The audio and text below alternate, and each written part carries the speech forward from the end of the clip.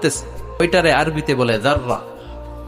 ওই যাররা পরিমাণ পাপ করেছেন সেটাও দেখবে, যাররা পরিমাণ ভালো করেছেন সেটারও প্রতিদান সেদিন দিবে কে?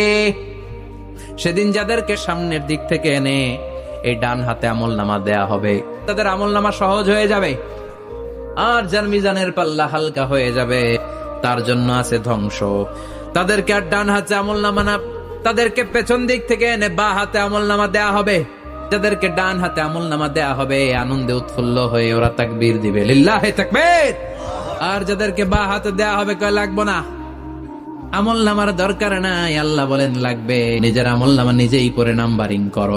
পৃষ্ঠা একটার পরে একটা উল্টায়, খালি আকাম কুকাম, সে পড়তে চাইবে না। আল্লাহ বলবে পর, সবাই সবার আমলনামা মিলায় নে, কোনটা বাদ গেল কিনা। বলবে হায় হায় কি আমলনামা, এই আমলনামা অনুযায়ী যদি আমার বিচার হয়, মায়ের তো একটাও মাটিতে পড়বে না। কি করা যায়? দুনিয়াতে তো